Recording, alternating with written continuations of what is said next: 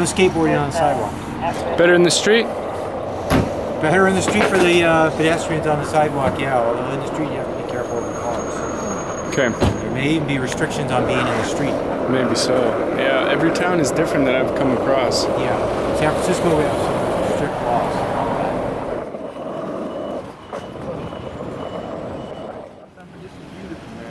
You like it? Yeah, You live here a long time? for long time.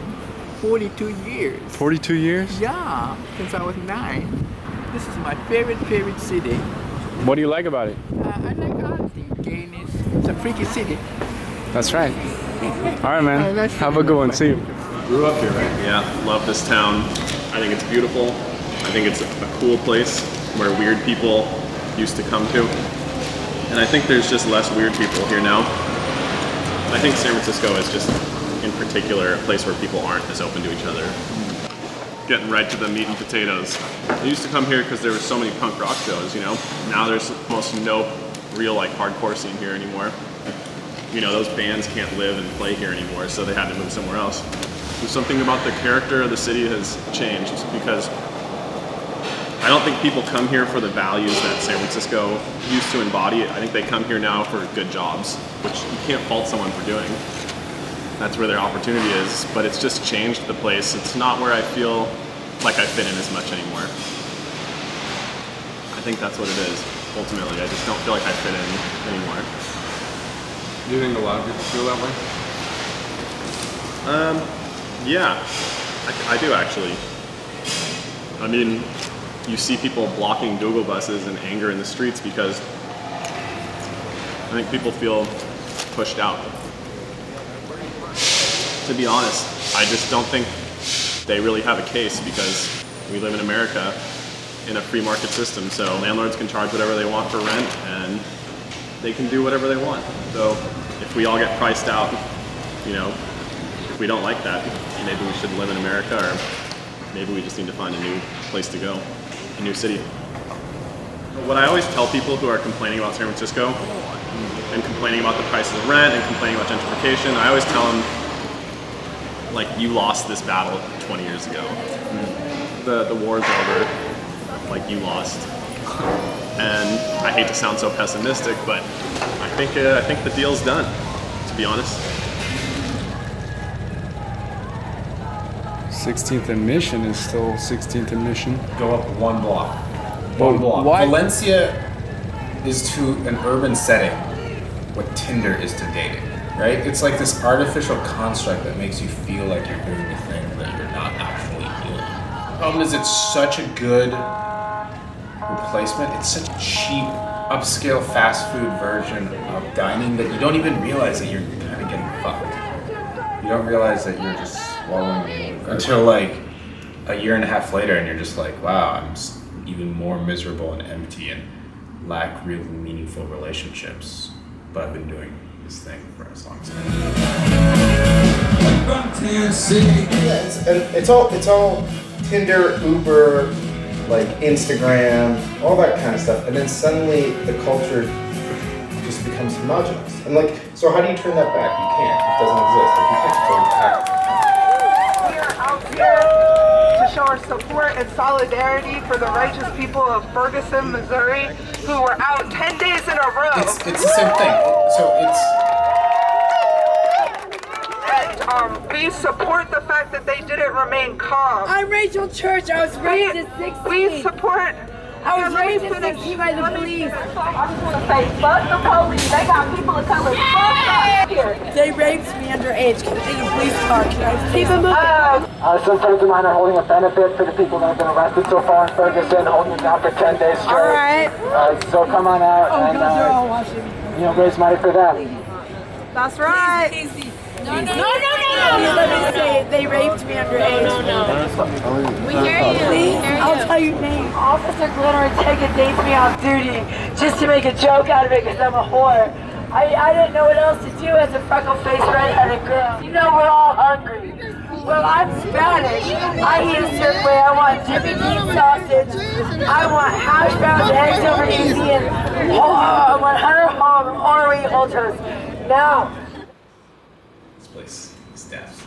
This place This is place is slow, quiet, seep into your bones and rot you from the marrow. Death. Oh, look at the place. For who? for you. Lower the rent. And the meter maid always hungry. The meter maid is always. If you're gonna give somebody some advice, what would you say to them? Like, you know, look after your own area. Yeah. Like, you know, if you live there, you know, don't dump the garbage where you live. Okay, thanks, Juan. Get rid of the fog in the summer.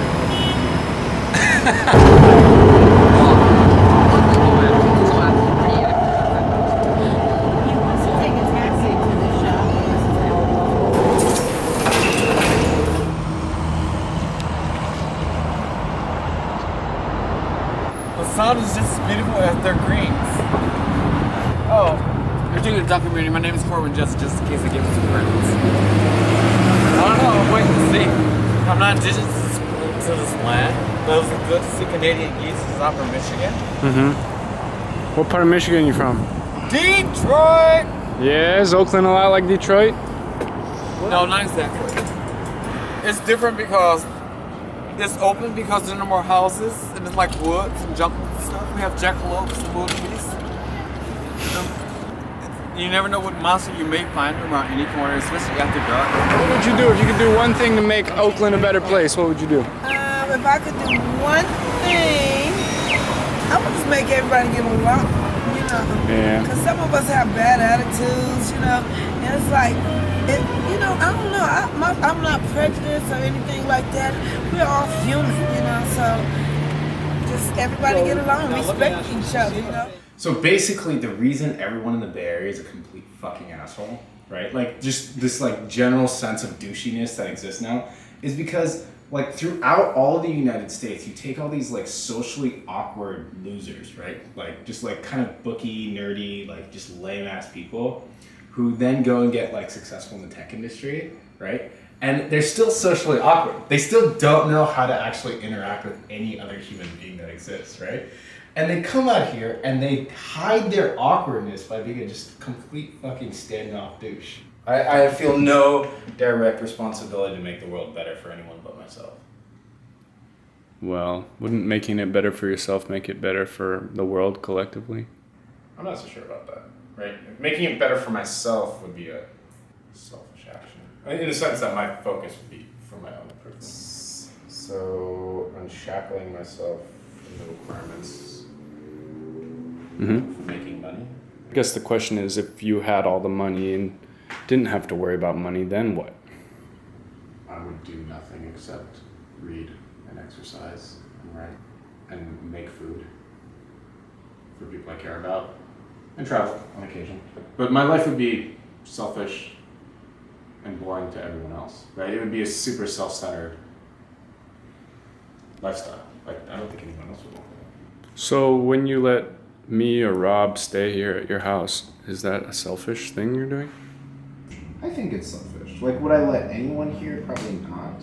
Your need via my empathetic responses becomes my need, so my desire to help you guys becomes, in this essence, a selfish action.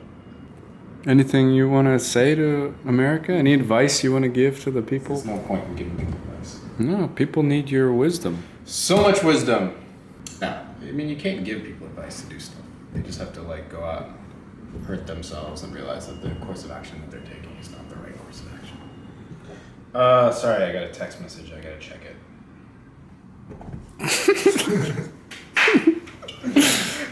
This is awesome. Yeah, this is sweet, dude. This is gonna be really embarrassing.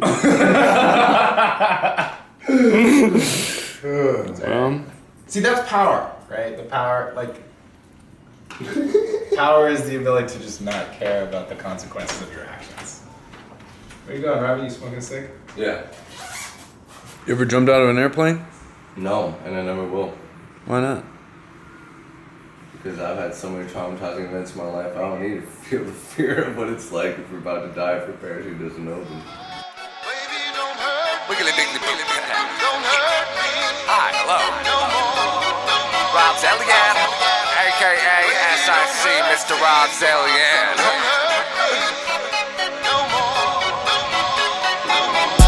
Put this one out for the homies, you know, the real homies. I consider my friends my family. I don't know about you.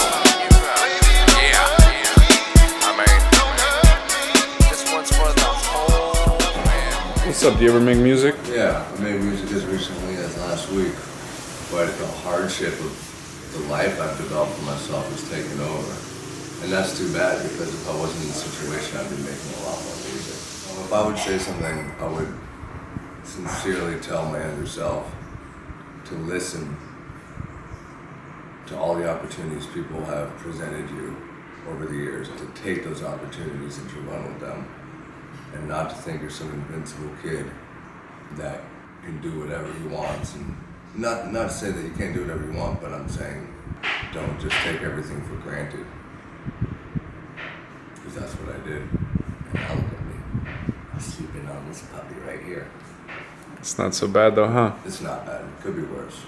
I could be out there somewhere. What do you want to do with your time out here in Oakland? Figure out who I am. Who do you think you are? I'm a young man with potential talent to make the dreams come true, depending on how I apply myself. What do you think you can contribute to your community? Right now, nothing. Right now, I'm freeloading off of a friend. But once I establish myself, I think I can give back a lot. Digging too deep, but it's okay, I've got luck. So by the end of the week, I've seen the money trickle, selling coke, I watch the money in my wallet triple. The triple beam turned my dream into a wooden nickel. I wouldn't give a flying nipple if I wasn't in a crunch like a dill pickle. I've heard my mother weep as I sleep into a self-induced coma for a week. I take a bottle and feel guilty when I popped in, because my parents think I drink cause I'm adopted. My girl normally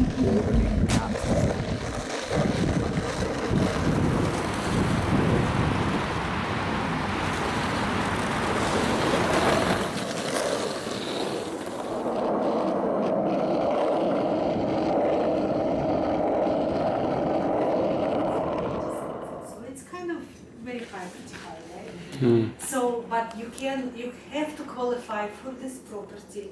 You have to live here alone or two people, no more than that. The city of Dublin needs to qualify you for it. And you need to give lots of paperwork for them to qualify. They're going to take about 7 to 10 days to qualify you for it. You don't have to give higher price than this price what's showing to 19 something. And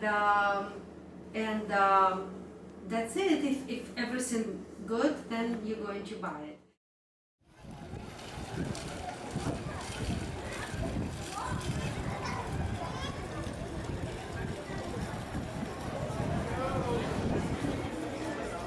Hello?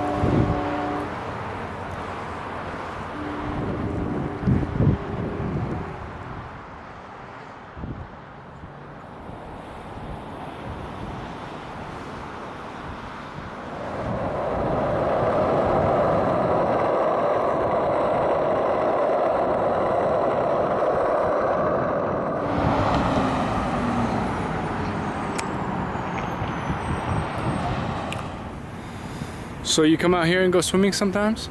Sometimes. Yeah. Oh, was it more fun in the 80s? Yeah. You just go wherever. You can go down here, go on. People go on top there too before. But people used to jump in the 80s, why not? Yeah. Why not anymore? I don't know. It's a bar before. You can just park where you boat down there, go up there and... No, there's nothing. It's just an office now. It's kind of dead. Why? Is all of California like that compared to how it was? In here. Before, lots of people you can see. It's kind of clean in here before. Sometimes they just fishing in here. Yeah. But now you can see... Yeah, it's dead. It's too bad. It feels like, I don't know, I was over in Tracy. It's kind of just kind of dead too, right? Yeah. Just go to Starbucks and go home. I don't know. Probably will. The sign says not to do it though.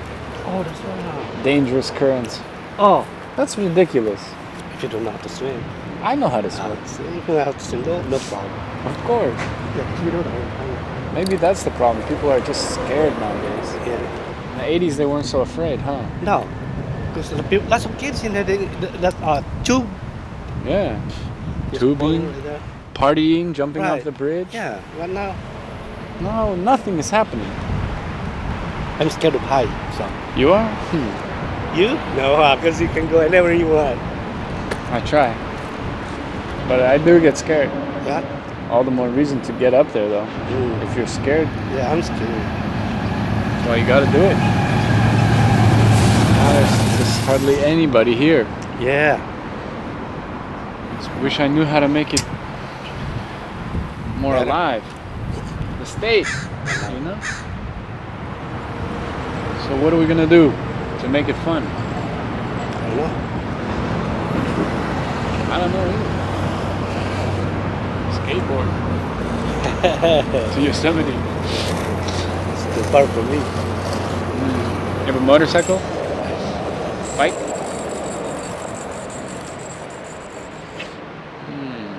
Boat. You need a boat, huh? Yeah. Or an airplane. You know how to fly an airplane. You could build one yourself. You know all the parts. I know the parts, but not to fly. Well, the weather's pretty stable all year round, pretty much. Yeah. Excuse me. Hey, what do you think an outsider should know about Modesto? Well, it's the most diversified county in the nation. It's been first and third highest unemployment in the entire nation for like the last It's been on the top for auto 30 theft. years. It's been on the top for manufacturing dope. Life in Modesto isn't bad. I mean, you know, this summer's been actually pretty nice. Usually it's a little hotter. So you're an hour and a half away from the bay and 2 hours away from Yosemite. So What keeps you around? Probably just because I've been here all my life. To tell you the truth, keeps me around, and I can get pretty much whatever I want. You know, if I go to another town or whatever, you know, I'm gonna have to meet people somehow. You know what I'm saying? You can't always get what you want just from a stranger. You know, keep it real. You know? Everybody's got their drink. You know what I mean? Some people go to the liquor store, and other people just been stuck in Modesto their whole life. You know? I would change the homeless situation. Yeah. We have quite a big homeless situation here in Modesto. Yeah, it's not illegal to be homeless. It's just it seems like it because sometimes people can just be, you know, they won't let you rest your head. You know what I'm saying? I don't want to sound like Well, an homeless ass. they have housing for. They got the mission and shelter as far as that goes. The mission you're in for 30 days and out for 15. So that kind of forces you to be out on the streets. There's all kinds of places that feed you. What goes in must come out, but it's so difficult to have a place to go to the restroom that then you become a sex offender. That's a tough one right there. People like to get out and recreate. Well, I grew up here, running around barefoot, swimming in the canals, the creek. Grew up like Tom Sawyer, Huckleberry Finn. It was great. And it's hard to do that sometimes when you get a large homeless population. You know, your family doesn't feel secure and safe. I love Modesto, but it's really, really snobby to the unfortunate people because of the way that the shelters and the missions So are. the mission down there is real active. Do you feel like they're doing a good job? Yeah, they do an excellent job. They're overwhelmed. The mission's a good place, man. It is. It really is a good place, but it's not, you know, not everybody can go there and get their life together. You mean? They need a solution. They don't need like a Band-Aid. They need to solve the problem instead of just giving them a place to sleep. Which a place to sleep would be awesome. I think creating some more jobs. Go get a job. There's jobs. There are jobs out there. Some standard jobs where you don't have to have college education for. You know what I mean? Yeah. Some kind of special training from some outside institute. Right. You know what I mean? I don't really fully understand the mental illness. I think it gets overlooked. I think Ronald Reagan got rid of a lot of the mental health hospitals, and the point where we are where we're at today because of the diminished health care for mental illness. To force the local government to uphold their responsibility to the community as a whole. I've seen them just die on the streets, right literally on the sidewalk. They're humans, they're Americans, they're people. All these churches, they talk about God, this, that, and all the other. Well, what about the people? Starving to death and alcohol. I think California, more than most other states, perpetuates a lot of its own problems. I mean, we're well known as a welfare state. I'd say there's no place better to be than California. California's place to be. California is a rich man's state. Probably change the welfare system. They don't want to help. They just don't care. Hi. On one hand, I'm a taxpayer that wants my money to go towards something worthwhile and not be thrown away. On the other hand, I'm a Christian that wants good things for everybody. Not just like the people that can afford it. Not forget your Powerade, your electrolytes, and your protein stuff. And don't forget to thank God that nothing is worse than it is. And it's all at least as good as it is. I wish there was something we could do. Yeah. There's got to be something we can do. The homeless shelter is too full. They need more room. If it's such a rich state, a rich county, a rich city, they would find somewhere they could put people that's close enough to get to where they need to be to make their money or see their people they need or get to work every day. They wouldn't have a problem, but they don't want to take the time to find the needs to get that. They don't want to take the time to talk to people to find their needs. We have a place, but Annie, we're living down to the penny. It's a hard place to do business. and if you could change one thing about California, what would it be? That we're all created equal. Nobody's no better, no worse than anybody else. All right. I'm heading down the road. You got any advice for me? Just be safe. Any wishes for the future? Just to be healthy and wealthy. Yeah. Good luck. Well, God bless you. God bless you. And thanks.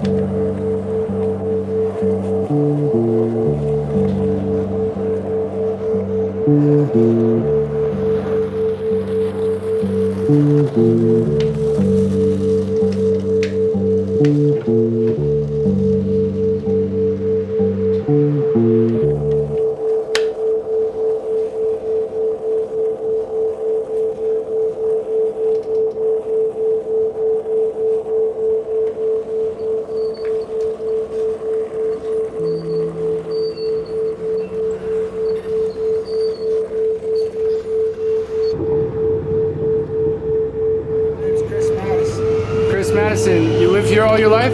No, I'm actually from Modesto. Oh, 5 miles west. 5 miles west. How'd you end up here? I was living on the streets of Modesto, California.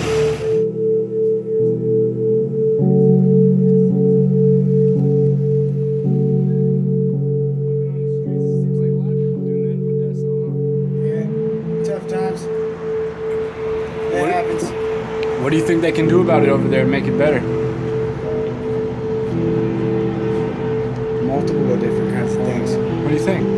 Well, a lot of them got drug problems. That's where I ended up. That's where my problem started in the first place. Doing meth? Meth it was. Yeah. There ain't nothing I don't want to mess around with no more. So what are you into now? I work. Driving across the street. Right. I know almost everybody. I started here asking people for change, and I got a little bit of a hustle going on now. Taco trucks, God bless their souls. Garcias. Do what I can, make it through day by day. If there was one thing you could change about this area, what would you change? People-wise? Anyway. Definitely brighten up the scene a little more. Brighten up? Yeah. Be safe, have fun, stay out of trouble.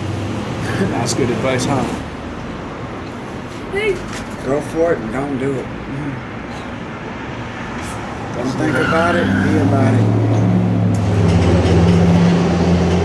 Live life, have fun, be great.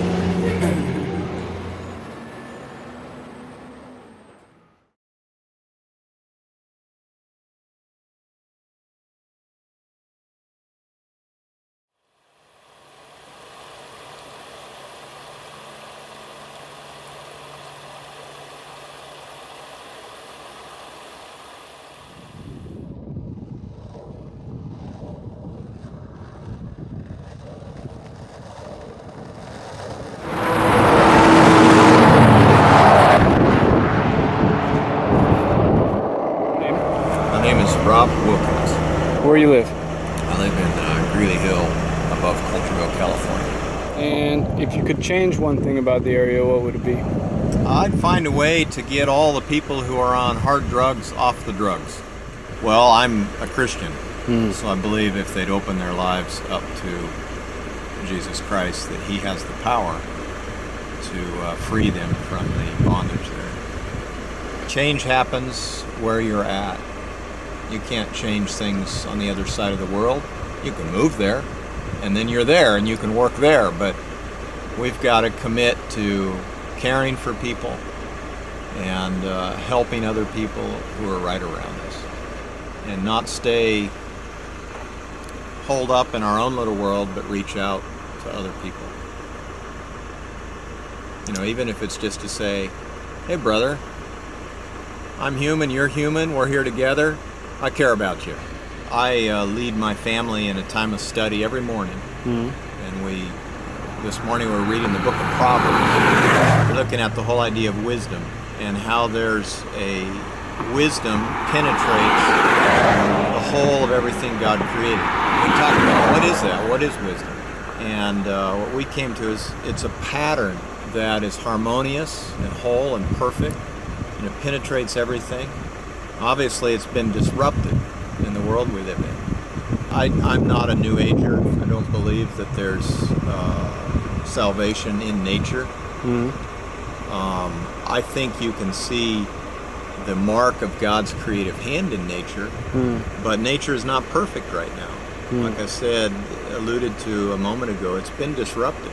In what way do you mean? Evil is in the world.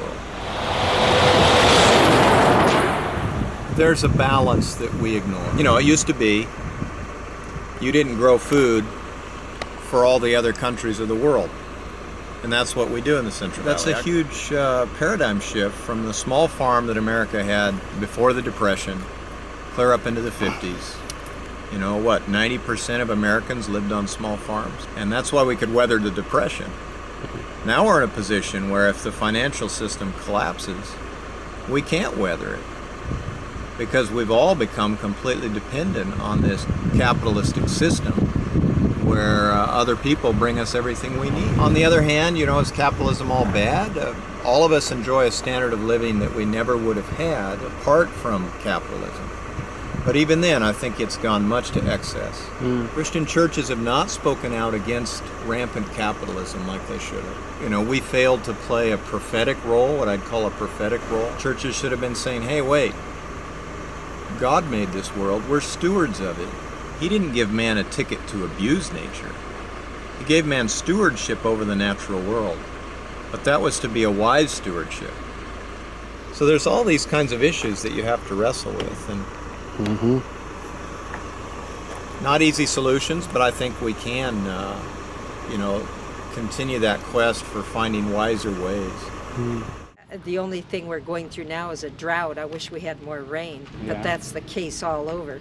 California. Maybe kind of worry. You don't want your well to go dry. So you pray to the good Lord up in heaven that your bread and water will be sure somewhere, somehow. Indeed.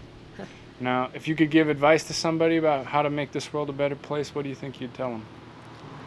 I would tell them that a merry heart doeth good like a medicine, so you should stay happy anyway, because that keeps you going. If you can think of the bright side of life, there's always going to be something good left. There's always good people. There's nature, and you can look up at the stars. You can always hear the birds singing. And I would say keep a positive attitude. Take all the good in life that you can, and don't forget there's a God of the stars there. There's somebody greater out there that's watching over us. And so we met yesterday, right? Yes, we You did. wanna tell I was trying how- to give you a ride, and I found out you're on a mission, and you got to walk all the way. And you gave me some water. But I gave you some water. That's right. So what made you want to stop? It's hot, and it's only a kind thing to do, to help somebody out in the heat walking. You should offer a ride. If somebody wants a ride, don't leave them out there on a road without any stores or anything. It's a long way to go. You're taking the longer journey, but if everybody tried to walk 20 minutes a day, I think they'd be healthier and happier. Because when you get out of the walls, you have a better attitude because your world gets bigger.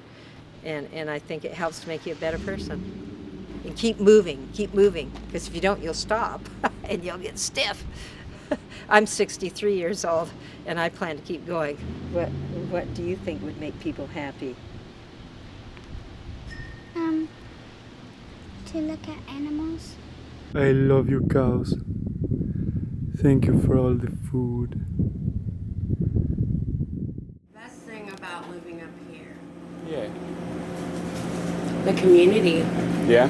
Yeah, I come from Fresno area, and we're not at all accommodating over there.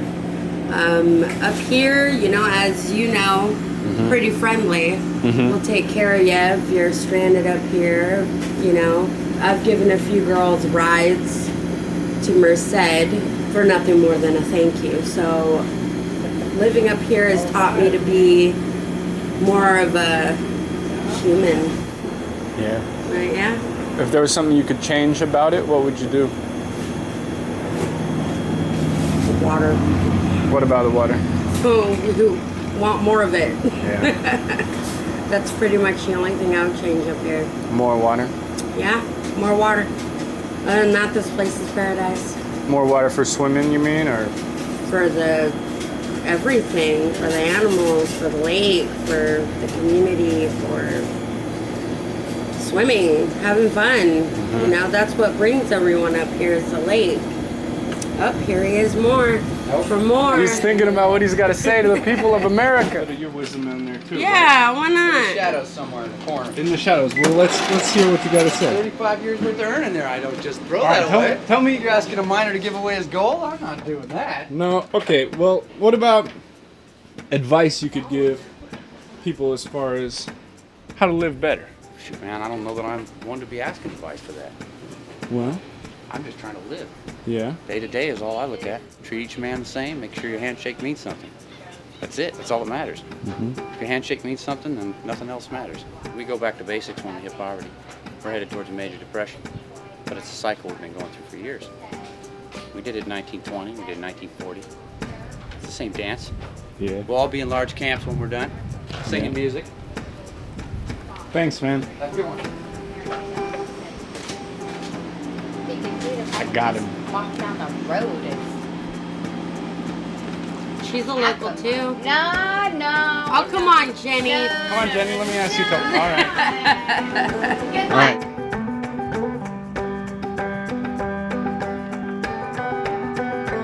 So anyway, getting to Muir, he made his first walk in 1868 after having walked all the way from Indiana to Florida before that. From San Francisco, when he landed, he took a ferry boat to Oakland, walked down, came over what is today known as Pacheco Pass, followed kind of the Merced River, and then on around up here through Coulterville and then up to Yosemite. He's actually in the Cowboy Hall of Fame. A lot of people don't know that. John Muir, he was a free spirit. He loved the natural world, and he had a deep appreciation of beauty. He was not well liked actually around here. He was kind of seen as a vagabond, and some people liked him, but some didn't. Virtually every adventure that we tend to regard as an adventure, he simply experienced and prefaced by the idea of going out to learn something. He was not attempting to throw himself into dangerous situations. It was just that they came to him as a result of his pushing to the boundaries of what was laying in front of him. Karen, what do you think John Muir would have to say to the youth of today? Like he always said, go to the mountains and get their glad tidings. He wanted people desperately to go to the wild areas and then not destroy them, but find out what they can do for the wild area. And then in that finding, they will discover what the wild area does for them. Has the drought affected you all up here, Creighton? Very much. We've had fires. You know, we've had the Rim Fire, which is you're going to be walking past that if you take the 120 route. Some regrets are somewhat non-productive, I suppose. I mean, I regret to see the population growth in the state, but that's human population, because it diminishes almost every other population that we can consider. I mean, when he first came over the hill and looked down on the Central Valley, he would crush as many as 100 flowers with every step. That is no longer possible, as you've no doubt discovered. But the amount of land that has been kept in a reasonably wild state, I think, is the one thing about California that outsiders may not appreciate, just how large this state is and how many significant environments there are to go play in. I love the mountains too. When it's time to recreate, I'm in the mountains. The one thing that I would note of his character that I think is useful for anyone is simply not to let go. If you've got your game plan and you see an objective that's worth pursuing, you pursue it until the day you die, essentially, and that's what Muir did. The best life to be lived, I think, is a life that is pursuing worthy goals, and you need to pick one that you find yourself passionate about and pursue that with all you've got. And generally, I think that's going to work out for most of the people that pursue it, or they'll come to a spot where perhaps the wildest dreams of it didn't come true, but nonetheless it'd be a satisfactory life.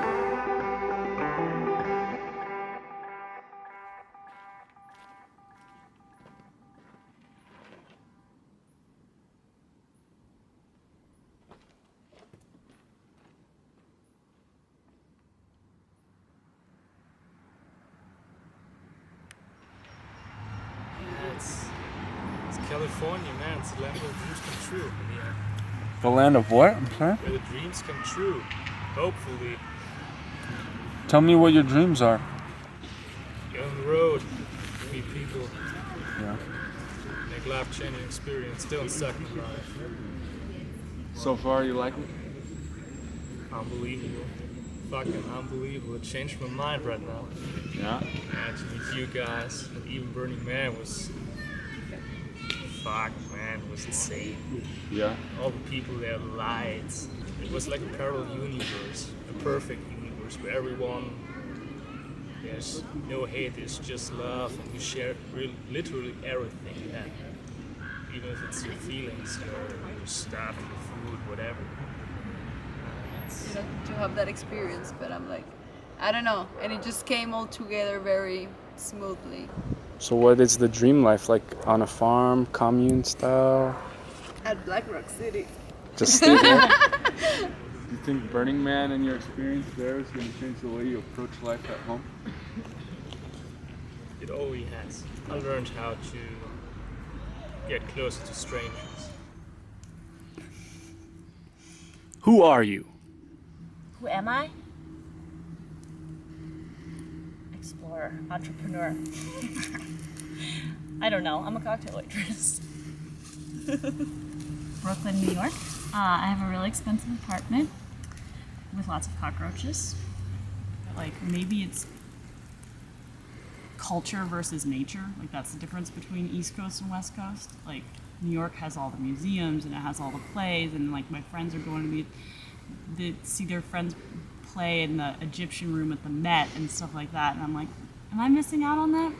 But whenever I do those things, it just sort of ends up like drinking and partying, and then I'm like, is this culture or is this me just drinking and partying? I would like to have been here in the day of John Muir when it wasn't so overrun with tourists before cars came in. When you told me about how the national parks used to be open before the car, and you'd take the train up here and you knew you'd take a stagecoach out. Hey, you like that old time kind of stuff, huh? Yeah, I grew up loving the old lodges that were built in the turn of the century in the parks, and I would have liked to have lived at the time of Lewis and Clark, when you could go out and there were Native Americans that were still dressed in their regalia, I mean, living their hunter-gatherer lives. It would have been hard, though, to live through the 1880s, when it all came to an end. That would have been very painful to witness that. The Earth will always recover, but it takes millions of years. We can adapt as humans, we can adapt to anything, but our lives aren't as full. We just don't have a point of reference to know that. But it's places like Yosemite and other natural preserves that will give you a sense of it. It's not quite the same as real wilderness. It's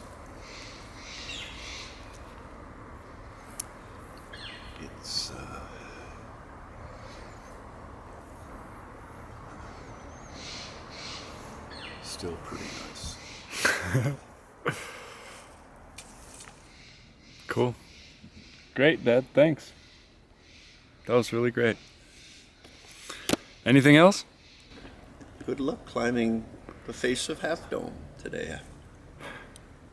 I'll be thinking about you, and I'm looking forward to hearing from you at the top. All right, then. Thanks.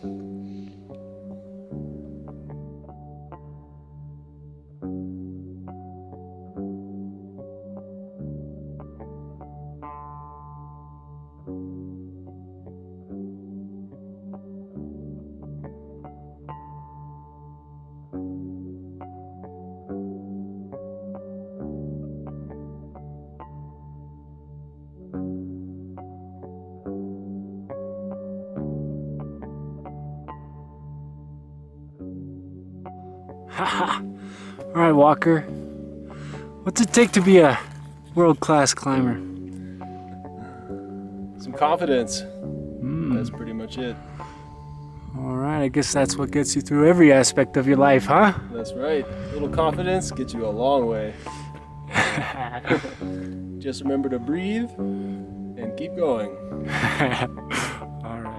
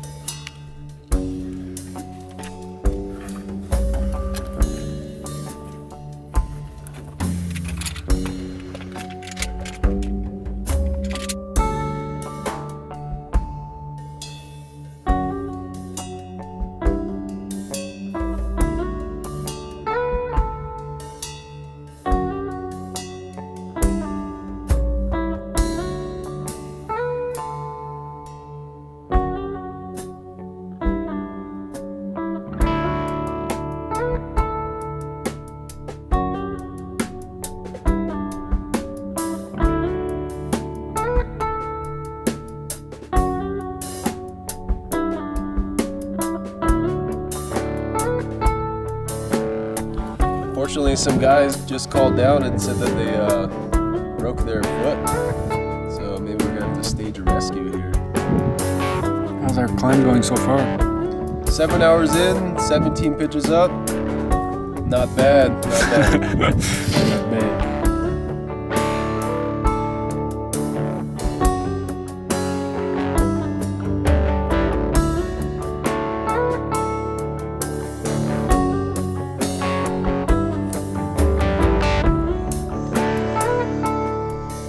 The hero. Tell me, Walker, how does it feel to be a hero? You saved 3 people's lives today. Just another day at the office.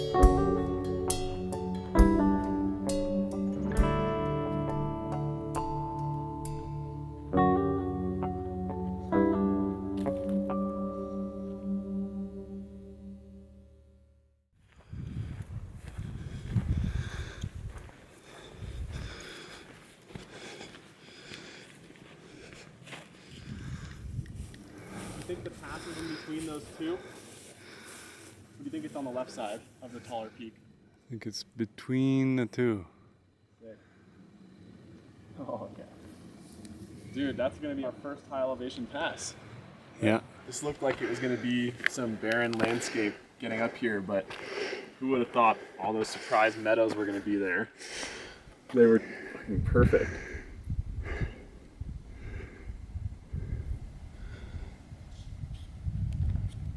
Got it.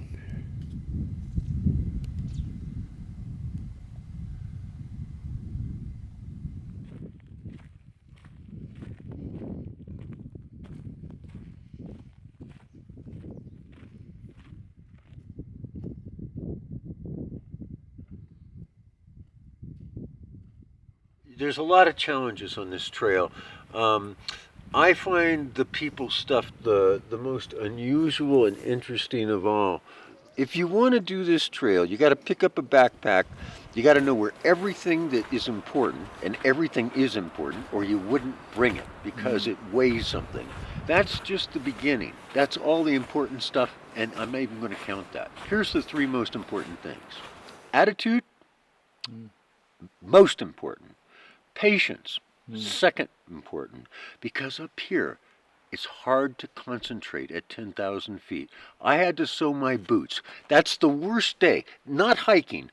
14 miles, I'm burned out, I'm tired. That's not a bad day. A bad day is when you have to take it off the trail and figure out how to do something that's not in your normal repertoire. When you gotta concentrate on making this thing work. That is the hardest thing up here, and it has to do with patience. So attitude, patience, and the last thing, energy management. Very important, but it's third. Attitude goes first. Patience, it's so easy to get tired and make the fast move that breaks the zipper, that breaks the boot, that, that you got a pack on your back and you forget about it and you're going into your tent opening and the next thing you know, your whole tent collapses on you and a tent pole breaks. And now you got to fix this tent pole and all because you got impatient. So attitude, that's what keeps you going. Patience, that keeps you from fucking it up. Energy management, you gotta have something or you got nothing. Today we passed tons of porcini mushrooms. They were all kind of old and wormy, but I found one little young one, and we're gonna fry it up and add some mashed potato mix and add a little bit of orzo and make a little feast out here. My favorite thing about the John Muir Trail is my past on the John Muir Trail.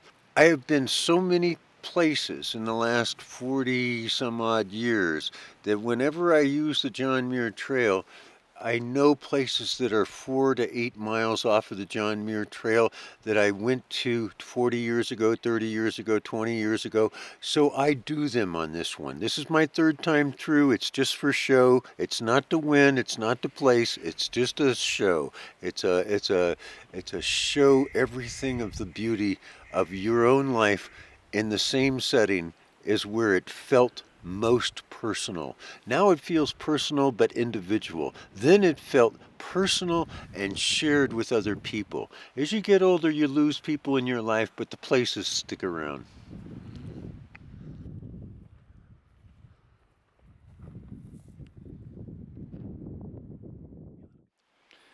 Tell me about what I have to look forward to heading south from here.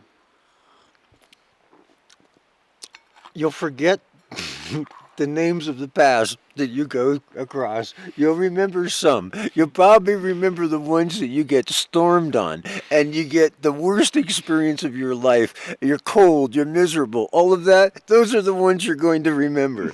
I'm sorry, but the memories that you're going to have of going south from here, which is the toughest part because it's all 12,000, 13,000 foot passes, going to be the memories that you lived through. Is that the case for everyone who comes through? It just seems that way. My point is this. I went from the worst, ugliest thing to the most beautiful thing. And I remember both of them equally. The guy with you, he's going to be your buddy for life because you went through that shit together. That's the usual experience, but it isn't the always experience. The always experience doesn't exist until you make it. And I don't mean make it. Your karma makes it more than you. Upper crossing of some rivers. Kings River, maybe? And what brought you out here? I wanted to be alone. So that kind of changed after a little while. Did you get to be alone at all? Yeah. And always when I'm with other people, I always feel like I want to be by myself. And then when I'm by myself, I like it. And then I feel like I want to be with other people. So what's your favorite thing about it? Interestingly enough, I think it's been the people I've met. Yeah. It's like the natural beauty of the area is one thing, but then it's like everybody I've met kind of has come from a different place and has this different story and are here for a different reason in a way. But there's like kind of this really cool unifying thread of us, you know, we're all on this like challenge, we're all challenging ourselves in a way. Because I know that guy just climbed up the same mountain that I did, like you have something in common with him, even though like maybe nothing else. And so maybe like just in general, there's no matter like how different someone seems, like there's something you have in common with that person. And maybe like let the trail do what the trail's gonna do, and don't like be like, okay, this is what I want, this is what I want. Like this thing is bigger than you think it could be, so just let it like unfold. Yeah. The trick is to surrender to the flow. Things come up, like challenges come up, and you can either roll with it or you can like try to keep on living how you're living before. And when you keep on living how you're living before, it's not gonna be totally in line with how this new challenge was. Maybe like the way to do it would be to like start viewing things in life as just another challenge until the end. So you know, like that's what this trail's been so cool about. It's like Mather Pass today was just a challenge before Whitney, and we just got over it. And now we're still on our way to Whitney. Yeah. What do you name it? Oh man. That one right there is called the Hantavirus. I was chalking my hands with animal poo pretty much. And that's a V2 for sure. The Yosemite V2. Congratulations. I know, like I can see in my hands the stuff I use. And like I wake up in the morning and I put it all back in. And I walk for 15 miles and open it up again and there it all is. And like that's all I need. So I've really been thinking about like possessions and how simple and easy it is just to have everything in a backpack. The challenges are a lot more straightforward. So it's easier to see it. What do you think people could do in California, for example, to live a better life?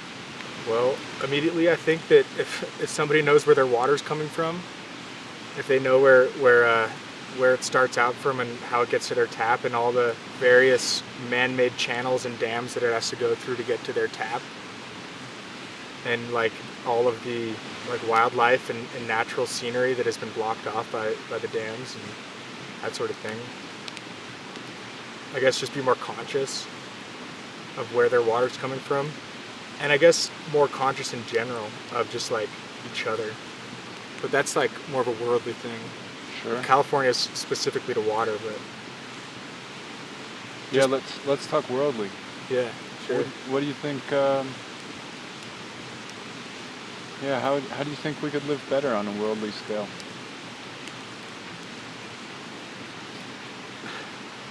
If people could like realize that the person on the other side of the world is pretty similar to them. You all have these problems, these challenges you face in your life, and like, but in the end, like, you still gotta wake up and eat, you still gotta go to sleep. You have these needs, everybody needs their food and water, and everybody needs like a place to like rest their head, and they need love from somebody. And I don't know, I think a lot of people are unaware, whether it be by choice or lack of education, but I mean, I think that's the root of like why we can't get together, or can't live together very well, is because we just don't think about the other person. The more different like ways of speaking and living that I can expose myself to, the more I can like be at peace or accept another person. Just go for it, and you can pull off more than you think you can. Club foot here, regular foot here, tons of tape underneath. How those puppies doing? They're gonna make it. They're gonna make it.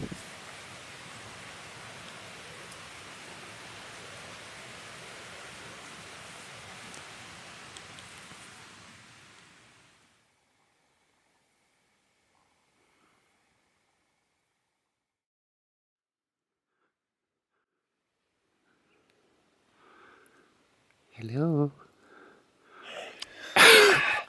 It's the hardest thing in the world, but don't allow resentments to run your life.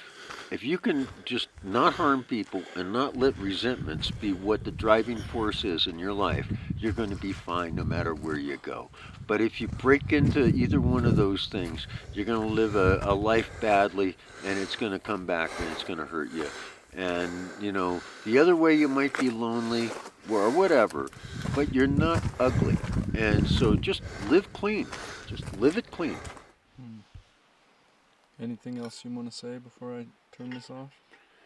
Just that it's a wonderful thing to share the trail with people, and doing this right here is the kind of people thing that you don't get a lot of on the trail, but it's the most important thing. I make a friend every 10 years or so. My last friend was 10 years ago, and in the last 48 hours, I might have made 2 friends. So we'll see how that goes, because you have to learn to trust people in a way, and out here, it's possible to break through all the karmatic and all the bullshit of civilized life and touch to the core of a person. You only get it at a little bit at a time, but when you find the real thing, it feels right. You just don't get to see that in the civilized world, because they're all living a 10-minute video. How do you feel, Zach?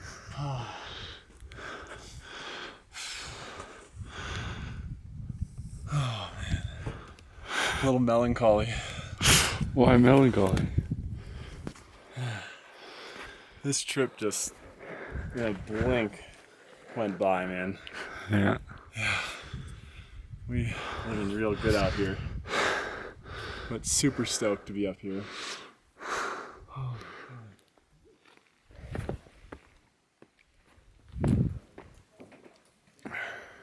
When you find the real thing, it feels right. You just don't get to see that in the civilized world because they're all living a 10-minute video. Out here, it's so real that there is no 10-minute video.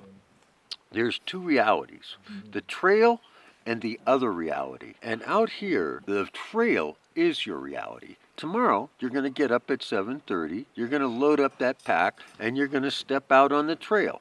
Believe me or not, that is your reality on the trail. The thing is, there's that other reality. What do you do when you get off of the trail?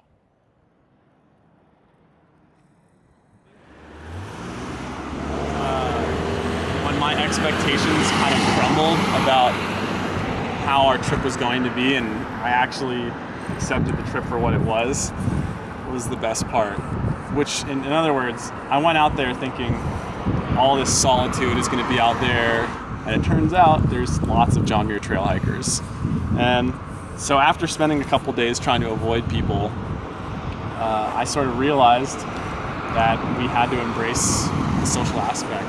And once my idea of the trip, like I said, kind of crumbled away, and I saw the trail for what it actually was and made friends, it actually became a hell of a lot more fun. And now I just need to somehow get home. Anything else you want to say? I want to say this. The John Muir Trail is amazing, but if you do it, do some side trips too. Get off the main trail. That's about it. Looks like you're good to go. Your karma makes it more than you. Yeah. Zach. Joey. My mom, Rosie. Rosie? Hi. Hey, I'm Zach. I'm not going with you, but Joey. Hey. I think I have the same camera. Yeah. Maybe I got a newer version. You got a Mark III? Actually, he's going to stay in Lone Pine for a while. Oh, really? Oh, yeah. Nice looking thing. Hike more? Well, yeah, he's going to actually skateboard all the way to Mexico. You're going to skateboard to Mexico? Yeah. Nice.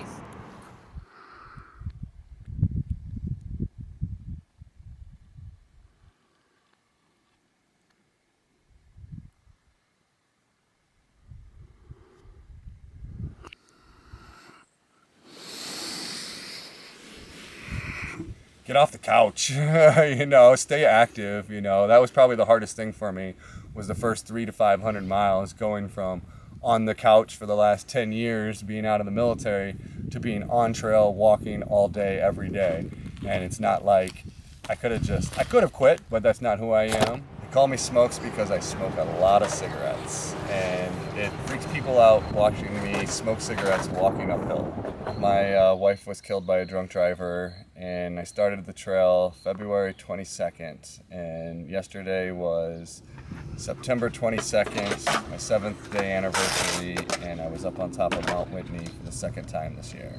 Nice. And what's your favorite part about this lifestyle, these past 7 months? The freedom that you have as a hiker is just unbelievable. Can't compare it to anything in the real world. I do what I want to do, when I want to do it, and how I want to do it. There's some sections that I wanted to come back and redo, and hopefully run into some people that I've met on the trail and just reconnect with them. Coming through the Sierras in May was super rough. I was the first person to summit Whitney. I cut the footholds into Forester Pass to make that trail manageable. Glissading was absolutely one of my favorite things to do in the Sierras, just to hit the south side in the morning while it was still frozen, get to the top, see the beautiful views all around, looking down at the trail, seeing no trail, and looking at 2,000-3,000 foot elevation drops, and just taking my ice axe out, running, jumping, and glissading down was some of the most unbelievable things that I did on the trail. I think I've absolutely changed. I seem to be very more open with people letting them know my feelings, my history, where when I first started, I tried to keep to myself and would walk by myself, didn't like walking in groups, didn't really want to share, was keeping everything inside me. And once I did start to share, I realized how healthy it was for me. The more open you are, willing to share, the better feeling you get from people, and people actually know who you are and just not what you're about. You know, I lost a lot of faith in humanity, and to see and meet people that were willing to come up and do what's called trail magic, where they set up a little camp and they'll cook food, maybe some burgers, some hot dogs. You know, it's unbelievable to meet people like that take the time and their own money to come out and help out the hikers that are on the trail.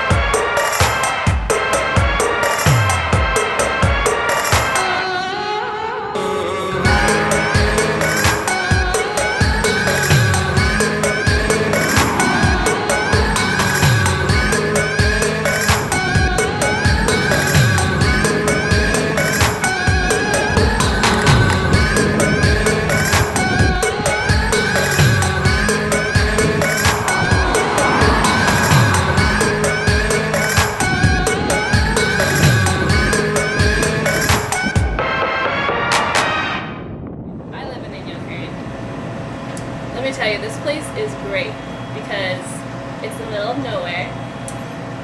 You get a lot of dust storms. That's great. What else? This place is so amazing. I'm just running out of. Favorite thing has got to be the coyotes that roam around at night, and you can hear them howling and they wake you up. Love that. Love the coyotes. Any more questions? Yeah, what's your least favorite thing about it here? Least favorite thing? Oh, it's a hard one. I don't know. Yeah, probably the weather. This place is great. It's really hard to choose what's the worst thing because I love everything out here.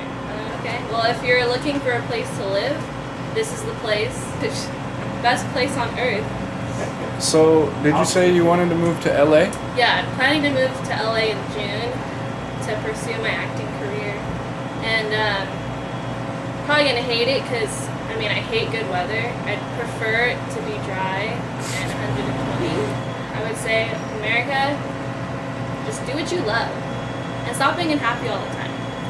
And for those of you who are happy, good job. You're doing awesome. I want to be where you're at right now. Well, I am pretty happy, but hey, you can only be so happy living in this awesome town, working at something. Yeah, that would be my message. All right, well, tell me, what's your favorite thing about California? In my rearview mirror. Stay free. The first time I probably saw you was last night at about 7:30 in the evening. It was pitch dark. It was dark. It was absolutely dark, and I saw a Maverick on my right, which was you. Sorry, it is kind of maddening, I would say. You being walking all by yourself, huh? Mhm. Which is pretty strange to me. Hi, how are you? This is another great guy, and he spent many years here in this part of the world, Johannesburg, Yeah. which is a South African city. And kindly tell him what Randburg is all about. Randburg is a little ghost town, basically from 1897, gold town, okay? And it's a mile down, a mile in. Have you been over there yet? I'm headed that way. I'm not sure if I'm gonna see. Johannesburg is nothing. Randburg is a historical city. Yeah. Your journey will be incomplete if you don't go there. That's what I would say. And this is what this is, you know, Randsburg vacation. It's kind of far though. Don't be lazy now. This is a place. No, you're right. Wait, turn around. It's nothing. What's your favorite thing about Randsburg? Peace and quiet.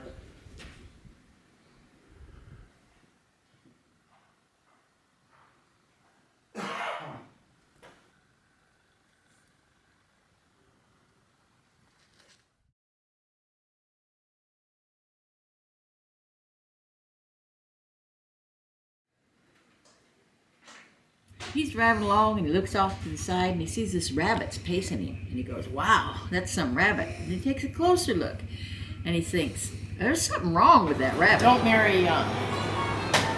Are you married now? I'm widowed. That's my husband. He had a word he learned. He was a cowboy when he was a young man. When there was still open range, all the way to Kingman, Arizona.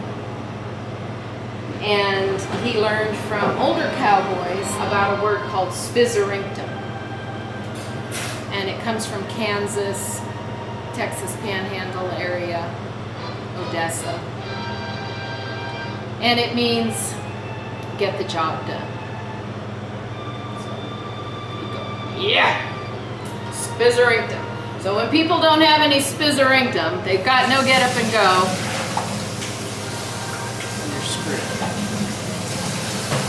So, that's what he would say. You ain't got no spizzerinctum. Man, when you have decided about this journey, forget about the roads. Go to a road where no one has been to and leave a trail behind. That's all I can say. And leave what? Leave a trail behind. Trail. Your footsteps. So that people can follow. That's all I can say right now to you. There you go.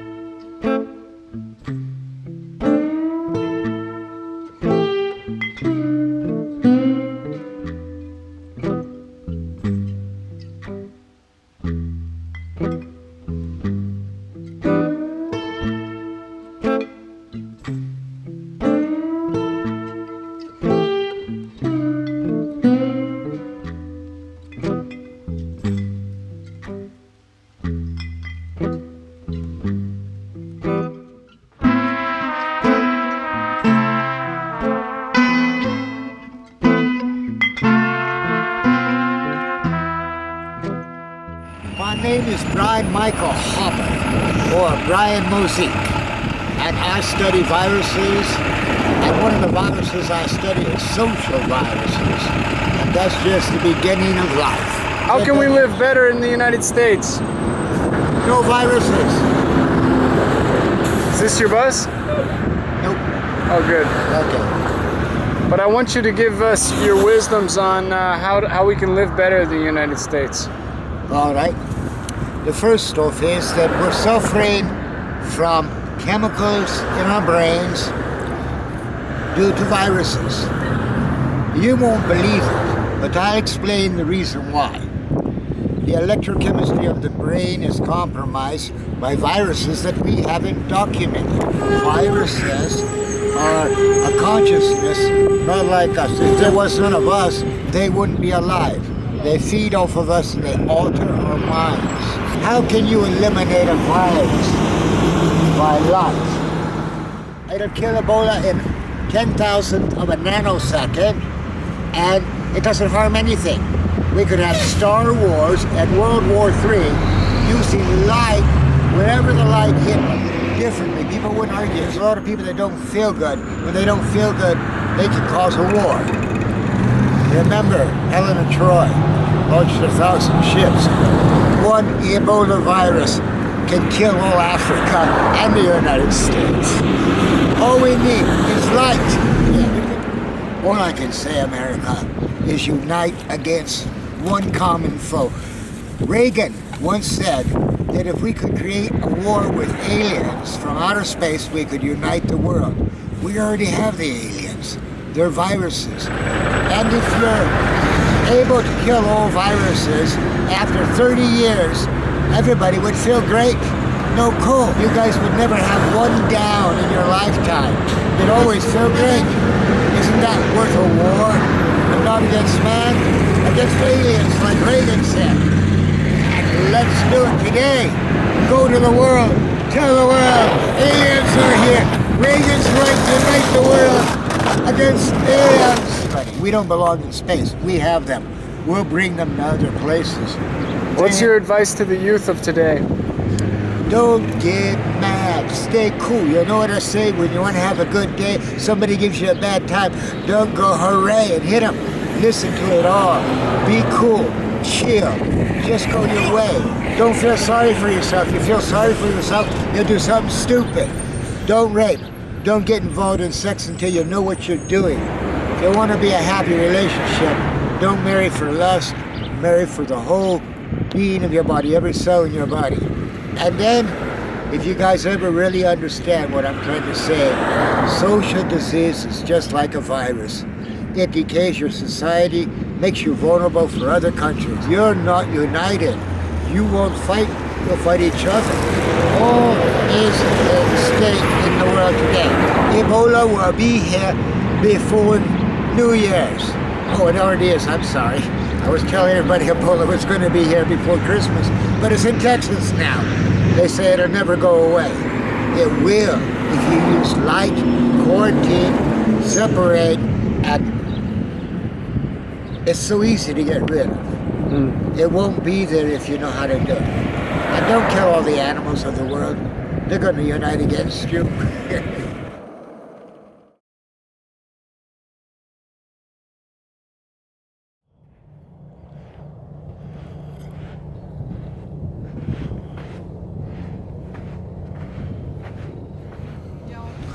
Know what we're talking about. You know, you can try to explain. It's like when we've been to Bryce and Zion National Parks and places like that, they're just in areas that are just breathtaking. You wish that you had everyone you've ever come in contact with you in your back pocket to share the moment with, because a picture isn't going to capture it. Your description of it isn't going to capture it. They need to be there. And that's what I always wish could be the case, to be able to share things with so many different people who have never ever done it. And you tell them about it and they're like, yeah. Well, if this video was going to be widely viewed, what would your message be? What would you want to put out there, if anything else? Well, just enjoy every day.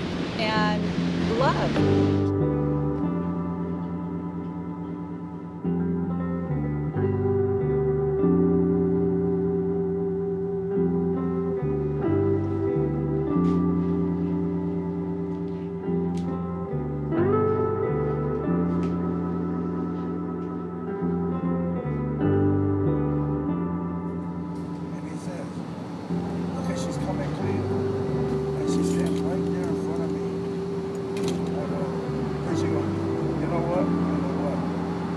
Up there watching right this minute.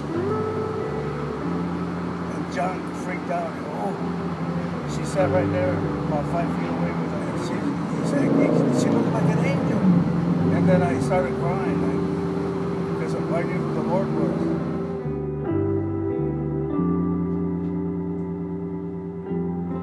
pleasure meeting you. It's Yeah, such an thank you honor. so much. Yeah, I got a lot of good stuff On there. your debut back into San Diego. Wow. Yeah, this is where it all started, honestly. Oh, you from here? Well, no, I'm from. What's your background? In what way? Well, like growing up. Is this something you dreamt about all your life? And Well, no, this is something that I've been building towards all this time. For instance, definitely felt like unfinished business. My friend and I would climb the face of Half Dome, Oh, yeah? which is Wow. something that we tried 3 years ago, but we failed to do. Yeah. And climbed Whitney, which Wow, I that's was great. halted. And You were just halted? 3 years ago when I was over there, it had snowed too much to get to the top. There's going to be So- personal choices. There's going to be disappointments. This time it was just about doing it completely, purely self-propelled. I've had my disappointments, and they're just still practice the disappointing to patience me. Don't get me wrong. To really see it through, there's been other things I've done in my life that didn't work out because I wasn't patient and just too frantic. And certainly this was a time when every 100-degree moment I could just stick my thumb Yeah. out and ruin everything. So it was about climbing those things, but also just about seeing it all through, and I try not to let them get me down. it's been completed. That's great. That's great. When are we going to be contented in life? That's You know, we are never going to be contented, and God also is confused. He's saying, man, And now, So rather than focusing on what we don't have, let's focus on something what we have, what God has given to us, and Now you got to need open not up say the next chapter. There's been a lot of good things produced by pretty that. exciting. But It's neither probably can you thinking about claim it, though. Yeah. Every that the day is problems a new are all chapter, solved, really, when that you we look can at it. sit back on our heels and rest. And I argue that this is the human condition. There's a fascinating passage, again written by Solomon, where he says God has set eternity in their hearts. But then he also says the task we've been given is, he says, vanity of vanities. All is vanity. And what I take by that is we're called to commit ourselves to the needs around us. We're called to serve people. We're called to do our best in caring for the earth. We're called to do all these things. Our action will never bring us to paradise. That, and again, I speak from the reference of a person who believes the Bible was given supernaturally by revelation from God. The Bible tells us that God will bring about paradise, that it's going to take an intervention of God in human history to bring that about. But that doesn't mean we sit back and do nothing. We're called to act and to serve in the place we're at and do the best we can to bring help, to bring healing, to bring peace, all of these things. But the root problem we can't solve. You see that tension I'm talking about? Committed service, but with the awareness, I can't finish this task. That's a hard place to live. We prefer things where we can go from A to Z and wrap it up and tie it off and say it's all done. Right. But we can't do that. We're called to live in, and I call it, it's what the life of faith is. It's to live for the future even though you can never bring it about. Good stuff. Yeah. I feel you there. Yeah. So as I go on,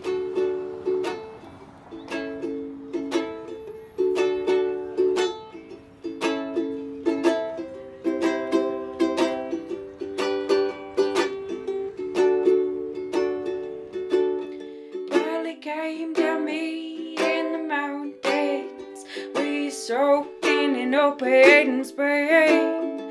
He cast himself a magician. We gave each other wings. Oh, float upon shells through a starry, airy green, through an alpine dream of flowers in expanse of a forest country scene.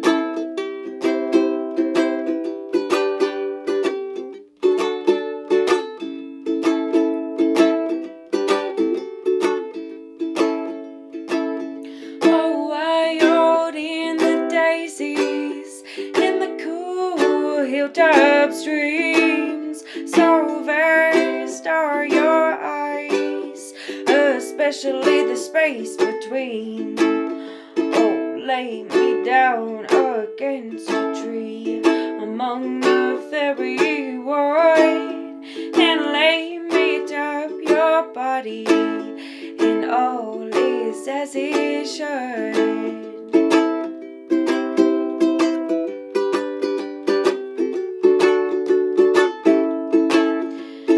Jump over open space and right across the void of a desert ground.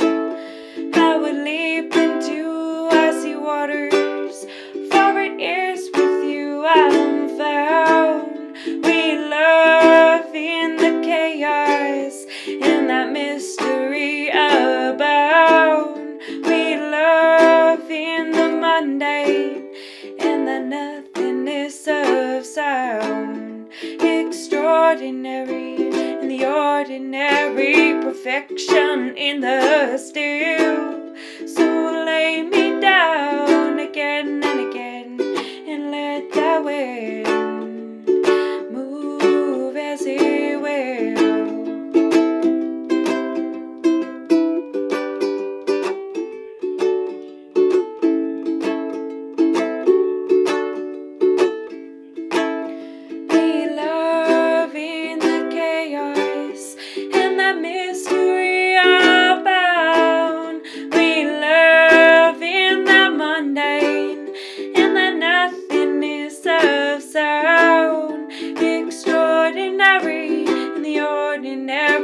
Perfection in the still. So lay me down again and again, and let the wind move as it will. I said lay me down again